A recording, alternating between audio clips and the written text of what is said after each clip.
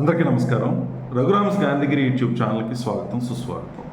ఈరోజు మనం తీసుకున్నటువంటి అంశం మన జీవితాన్ని నాశనం చేసేటటువంటి విషయాలు ఏంటి అన్న దాని గురించి మనం మాట్లాడదాం. ప్రతి మనిషి జీవితంలోనూ ఉన్నతంగా ఎదగాలని కోరుకుంటాం, కానీ అందరికి కూడా అది సాధ్యపడదు.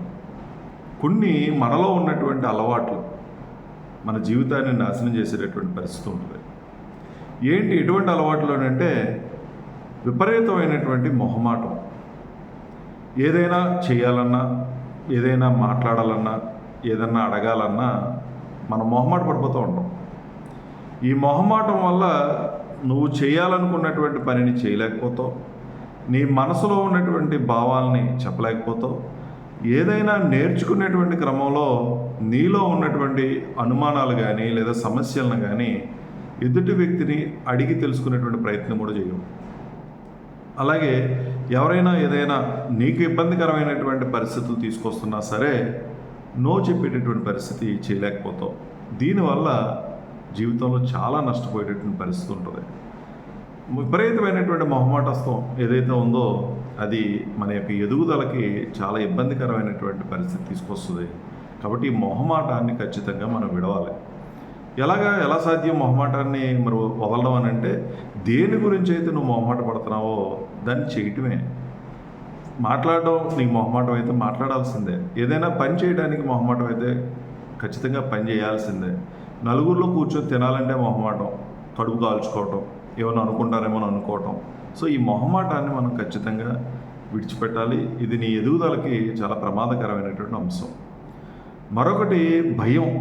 ఏది చేయాలన్నా భయం, ఏది మొదలు పెట్టాలన్నా భయం. ఈ భయం మనిషికి చాలా బలహీనత, పెద్ద బలహీనత.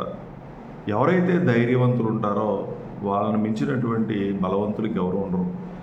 ఎవరైతే అధైర్యంగా ఉంటారో వాళ్ళని మించినటువంటి బలహీనలు కూడా లేకుండా పోరు. కాబట్టి మీరు ఈ ధైర్యాన్ని తెచ్చుకోవాలి, ఈ భయాన్ని విడిచిపెట్టాలి. ఇది నీ జీవితాన్ని చాలా ఇబ్బందికరమైనటువంటి పరిస్థితి తీసుకొచ్చేటువంటి పరిస్థితి ఉంది. సో భయాన్ని మనం విడిచిపెట్టాలి. మరొక ప్రమాదకరమైనటువంటి అలవాటు ఏంటంటే వాయిదా వేసేటటువంటి మనస్తత్వం. దేన్నైనా వాయిదా వేయటం. ఈరోజు చేయాల్సిన పని రేపు చేద్దామని అనుకోవడం, ఇప్పుడు చేయాల్సిన పనిని సాయంత్రం చేద్దామని అని వాయిదా వేయటం. ఈ వాయిదా వేసేటటువంటి గుణం ఎవరి దగ్గర అయితే ఉందో వాళ్ళు సమయపాలన పాటించరు. వాళ్ళ లక్ష్యాల మీద వాళ్ళకి సరైనటువంటి ఆలోచన ఉండదు.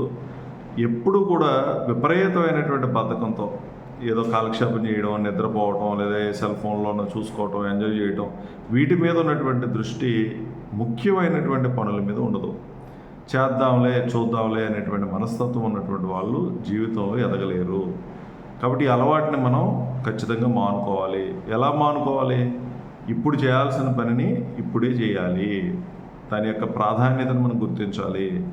ఎప్పుడు తీసుకునేటువంటి నిర్ణయం అప్పుడే తీసుకోవాలి. ఎప్పుడు చేయాల్సిన పని అప్పుడే చేయాలి. వాయిదా వేసేటటువంటి లక్షణం నీలో ఉంటే ఇక నువ్వు ఎదుగుదలను నువ్వు ఆశించొద్దు. కాబట్టి వాయిదా వేసేటటువంటి లక్షణాన్ని మనం ఖచ్చితంగా విడిచిపెట్టాలి. మరొక ప్రధానమైనటువంటి మనని నాశనం చేసేటటువంటి అలవాటు ఏంటంటే కంపారిజన్. ఎదుటి వాళ్ళతో పోల్చుకోవటం. ప్రతి దాంట్లోనే ఎదుటి వాళ్ళతో పోల్చుకోవటం. నీకు ఉన్నటువంటి దానితో నువ్వు సంతృప్తి పడవు, నీకున్నటువంటి జ్ఞానంతో నువ్వు సంతృప్తి పడవు, నీకున్నటువంటి వసతులు పరిస్థితులతో నువ్వు సంతృప్తి పడవు, నీకున్నటువంటి అవకాశాలతో నువ్వు సంతృప్తి పడవు.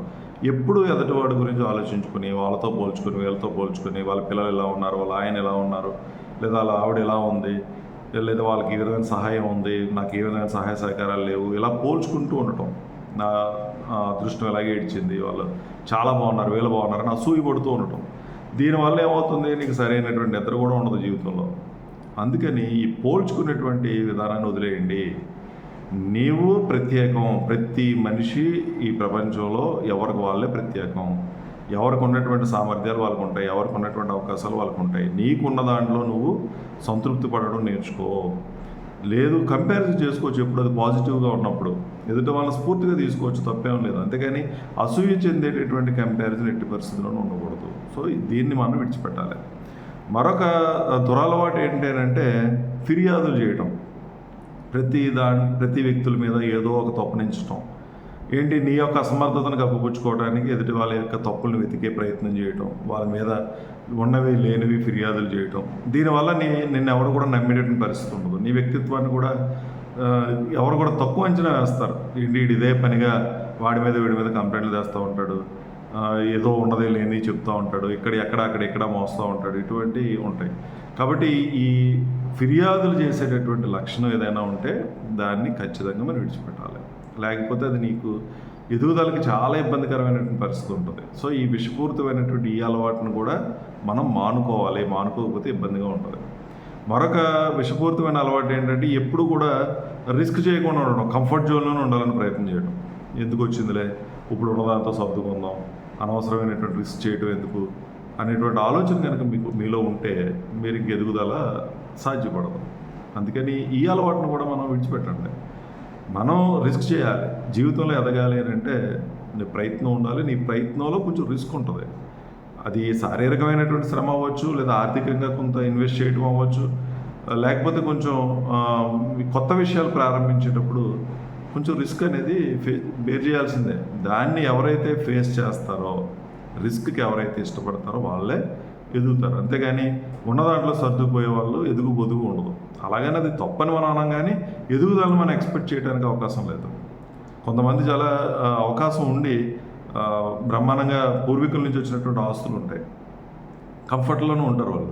వాళ్ళ జీవితం నడిచిపోతూ ఉంటుంది, ఇబ్బందులు ఉండవు, పర్వాలా.